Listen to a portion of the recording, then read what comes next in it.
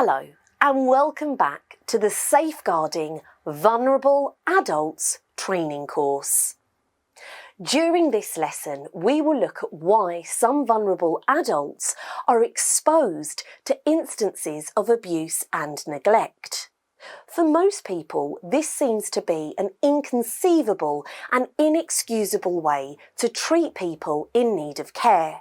Still, we'll explore how these circumstances can arise and the symptoms that can indicate a suspected case.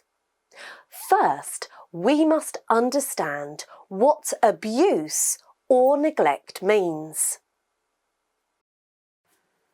According to Common English Dictionary definitions, the word safeguard means simply to protect something, and also to protect someone from harm, damage or personal loss. In terms of community care and social services in this country, the word has become the general term used to describe significant measures that are taken to ensure the upkeep of the health, well-being and human rights of vulnerable individuals. We will discuss existing legislations in more detail in a later lesson.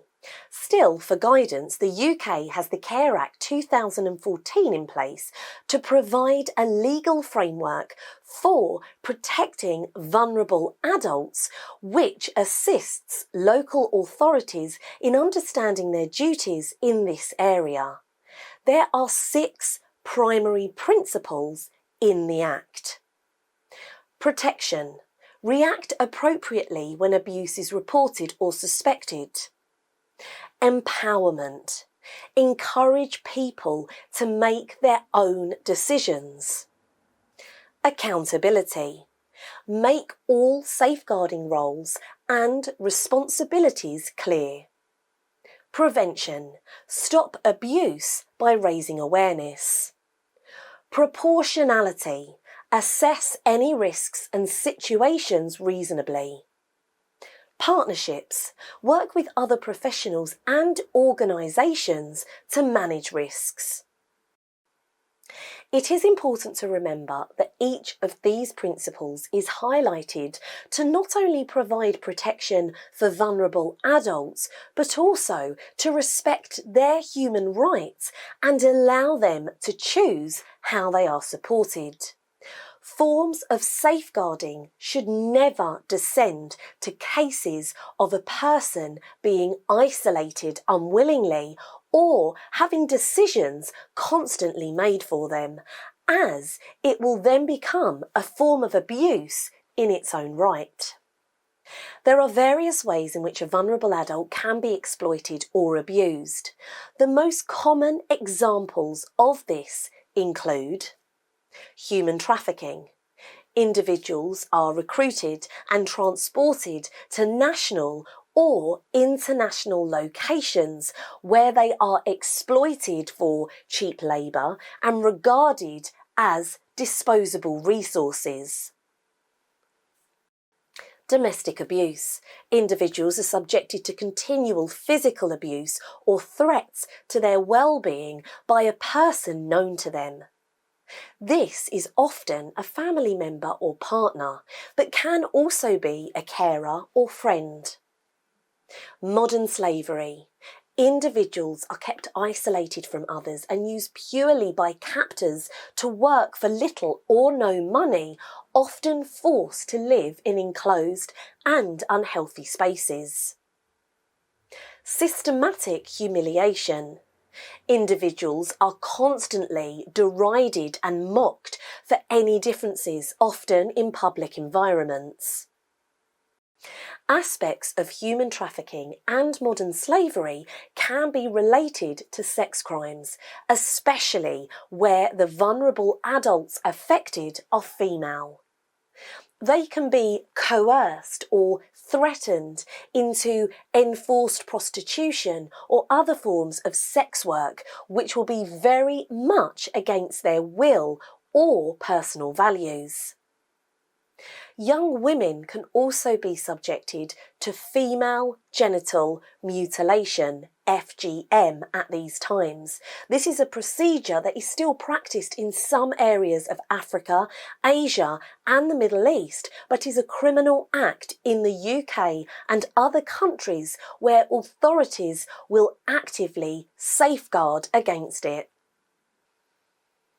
In addition to the earlier definition of a vulnerable adult, in this lesson there are likely to be specific and personal reasons why someone may be in serious need of external support.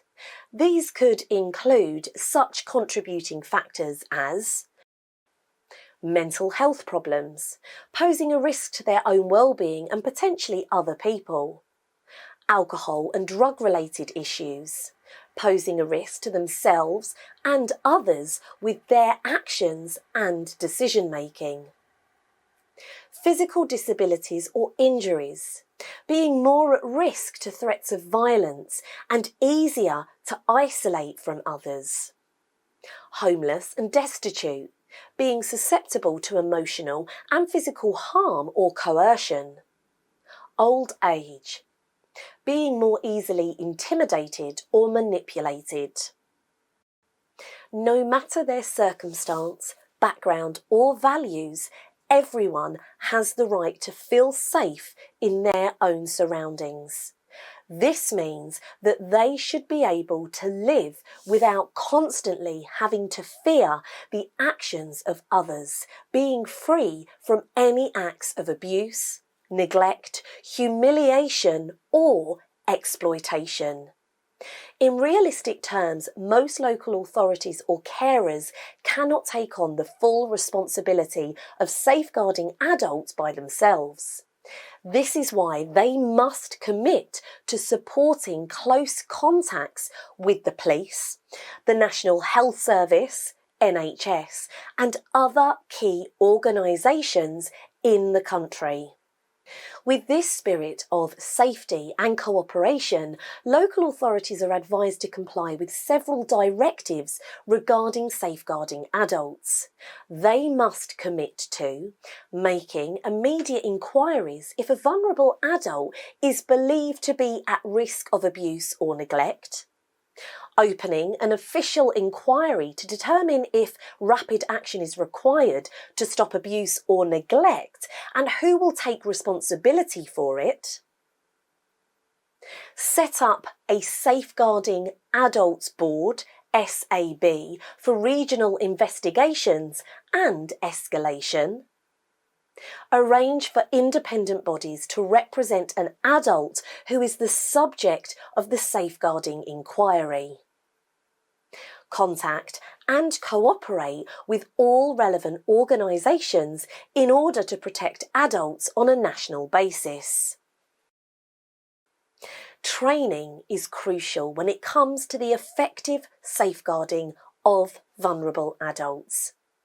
Without the proper experience or knowledge, it is possible that symptoms of abuse or neglect can be missed.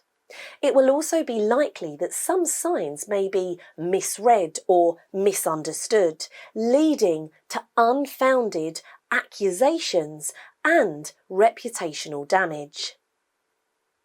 A careful balance must be maintained when it comes to safeguarding to ensure people's safety and to limit unnecessary harm to any innocent parties affected by it.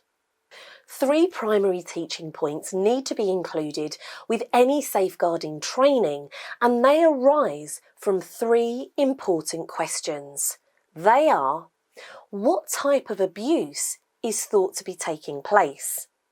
It is important to know if a person is being manipulated, placed under mental stress, or suffering physical violence in order to act accordingly. Why is the adult in a situation where they are at risk? Understanding why a person is in a vulnerable category can help decide how to deal with the issue. Which signs of abuse, neglect, or exploitation have been seen? Verification of abuse can arise from behaviour changes or physical signs, such as scratches, malnutrition, bruises or broken bones. Sudden loss of property or wealth should also be considered. The main purpose of those three questions and the thinking behind them is that they will lead to a greater understanding of the needs and circumstances of a vulnerable adult. In turn, this will lead to more finely judged decisions on how to proceed with cases of suspected abuse or mistreatment. Appropriate activities will then lead to either the prevention of abuse or the immediate stoppage of it. In addition to those questions during safeguard training, 3 more factors should be covered. These must include priority for taking action. If a person is thought to be in significant harm or danger to life, they must be removed from the situation as quickly as possible. Following lawful practices. During all procedures, the appropriate legislation and protocol should be complied with fully. Understanding an individual's need. Each case should be treated as unique, as should the requirements of the vulnerable adult affected by it. Whilst the well-being of a vulnerable adult at risk should always be the primary concern of any investigation or process regarding safeguarding, it is important to remember that laws and policies are in place to protect their interests at all levels. Imagine the emotional impact on a vulnerable adult if a beloved carer or a favourite family member was denied permission to help them, mainly due to unsubstantiated rumours and ineffectual safeguarding. Obviously, the emphasis on preventing abuse in the first place is just as important. It is important to remember that signs of abuse, neglect and exploitation can be hidden from investigations in several ways. Any training should also cover this aspect, including instances where vulnerable adults deny cases of abuse to investigators due to being afraid of repercussions from their abuser, having low self-esteem or no confidence, being from overseas and unfamiliar with their location or laws, being reluctant to cause any disruption to their lifestyle, feeling embarrassed or inadequate. That completes this first lesson, where we have explained the definition of vulnerable adults, circumstances in which they can be put at risk, and the importance of training in safeguarding methods. In the next lesson, we will focus on the existing UK laws and legislation regarding safeguarding adults. So stay with us and we'll see you soon.